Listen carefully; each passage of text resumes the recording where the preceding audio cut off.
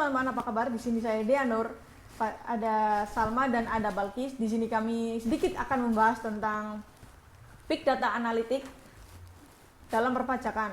Nah, sebelum masuk ke materi, perkenalkan, nama saya Dea Nur Fajria. Di sini saya akan sebagai pembuka, yaitu akan membahas tentang perkembangan Big Data Analytics dalam perpajakan.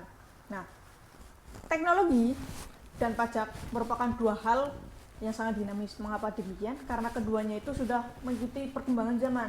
Untuk teknologi sendiri kan sudah berkembang sangat pesat, sehingga untuk saat ini tuh teknologi itu merupakan kebutuhan pokok bagi manusia. Dengan adanya kemajuan ini juga mempermudah manusia dalam menganalisis data, terutama dalam dunia perpajakan. Indonesia juga pada masa kini mengalami fase reformasi digital yang merambah ke berbagai sektor, terutama dalam sektor perpajakan.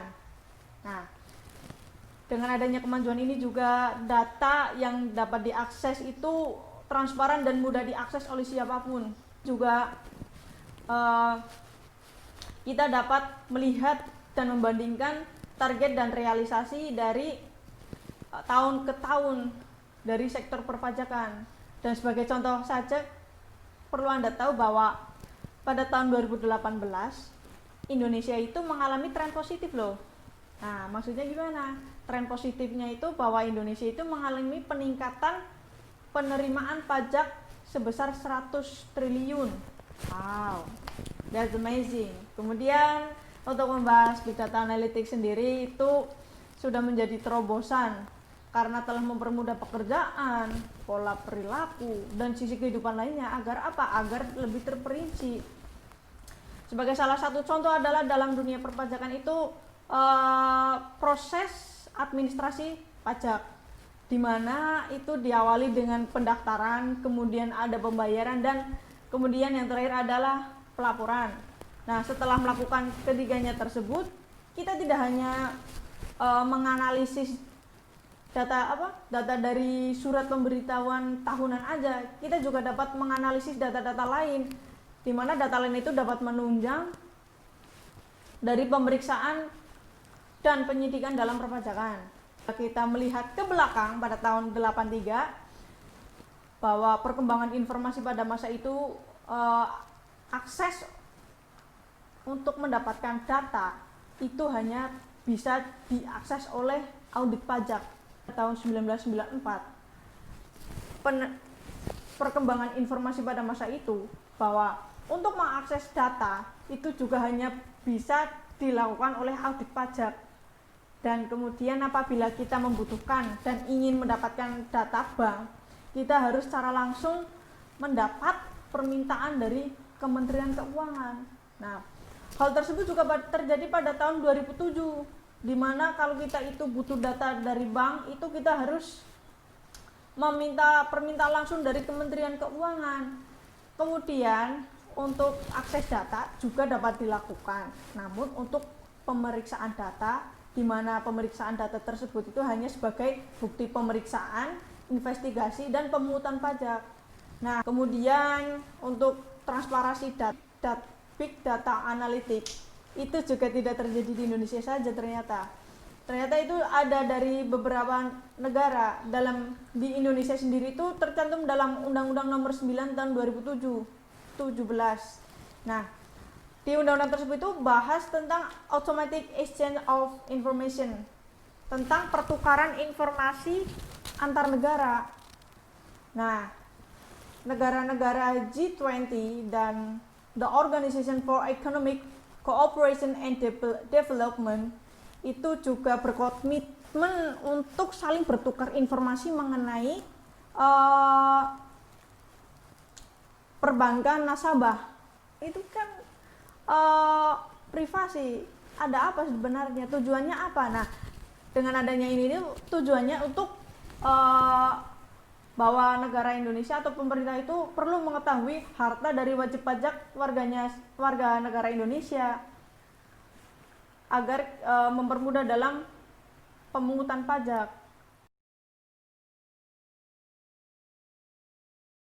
Perkenalkan, nama saya Bagus Sonia. Di sini saya akan menjelaskan materi bagian B tentang urgensi penyusunan Big Data Pajak. Penetapan per Strip 14/PJ/2020 mengenai tata cara penyampaian surat keberatan secara elektronik atau kerap disebut e-objection merupakan salah satu implementasinya.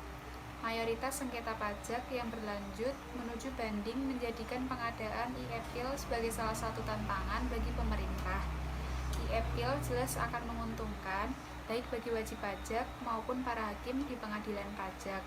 Namun belum adanya data yang tersinkronisasi antara Ditjen Pajak dan pengadilan pajak akan menjadi hambatan, sebab data wajib pajak yang bersengketa sulit dipertukarkan secara online.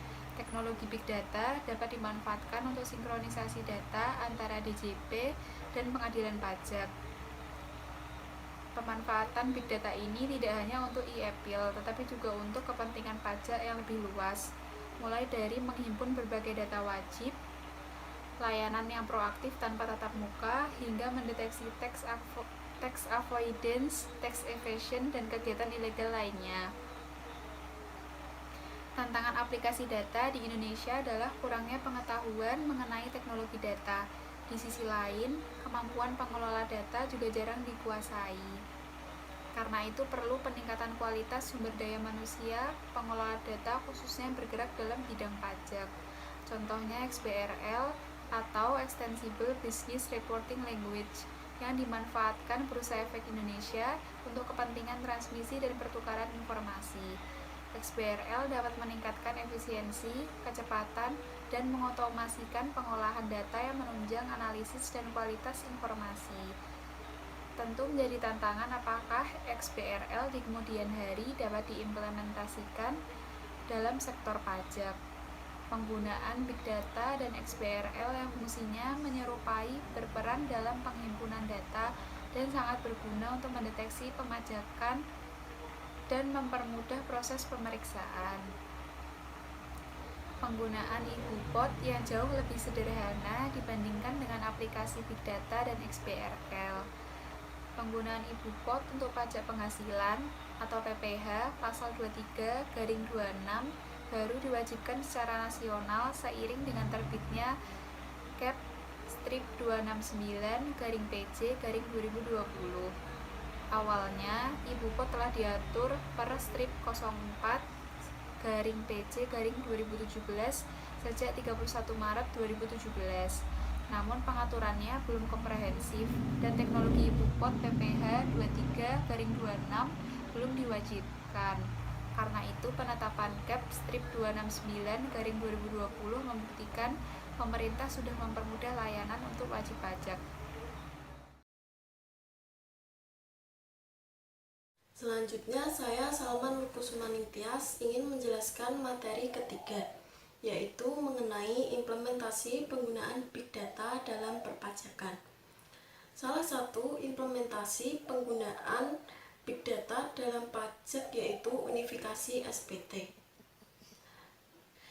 Data dan informasi menjadi kebutuhan penting bagi Direktorat Jenderal Pajak karena digunakan untuk memastikan wajib pajak telah membayar pajak dengan benar. Direktorat Jenderal Pajak terus-menerus menghimpun data dan informasi secara masif sesuai dengan amanah dari pasal 35 Undang-Undang Ketentuan Umum dan Tata Cara Perpajakan. Mulai dari data rekening perbankan, data ekspor dan impor, data antar negara, data kenotariatan, informasi PPATK, hingga data yang berkaitan dengan pendudukan. Unifikasi SPT tidak hanya menguntungkan bagi otoritas maupun wajib pajak dari sisi administrasi, kepatuhan pajak diharapkan juga akan membaik. Namun, dengan adanya pandemi COVID-19 ini, melalui surat pengumuman Direktur Jenderal Pajak nomor PENJ 75/PJ/2020, implementasi SPT unifikasi untuk instansi pemerintah ini ditunda penerapannya. SPT unifikasi mulai diterapkan untuk masa pajak Januari 2021 dan masa pajak berikutnya. peningkatan kepatuhan pelaporan SPT massa oleh instansi pemerintah menjadi sangat penting. Wajib pajak lawan transaksi membutuhkan bukti potong pungut untuk dijadikan kredit pajak.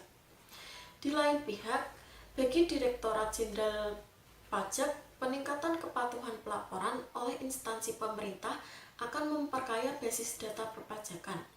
Data yang dihimpun dari SPT unifikasi digunakan untuk melakukan penyandingan nilai pelaporan dalam SPT wajib pajak lawan transaksi dengan data SPT massa instansi pemerintah.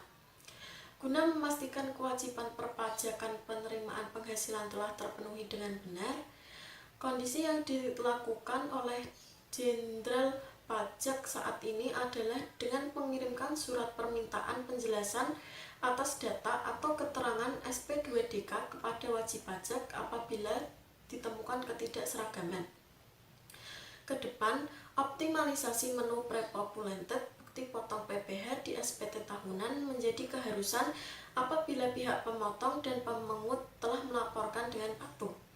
Seperti halnya menu pre-populated di pajak masukan PT SPT PPN.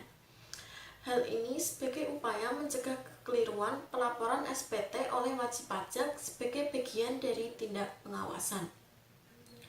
Dengan nilai pajak APBN dan APBD yang sangat besar dan tersebar, maka data yang dapat dihimpun menjadi berguna untuk meminimalisir tax gap yang masih cukup lebar di banyak wilayah dan di berbagai sektor lainnya. Tetap patuhi 3M, memakai masker, menjaga jarak, serta menjauhi kerumunan.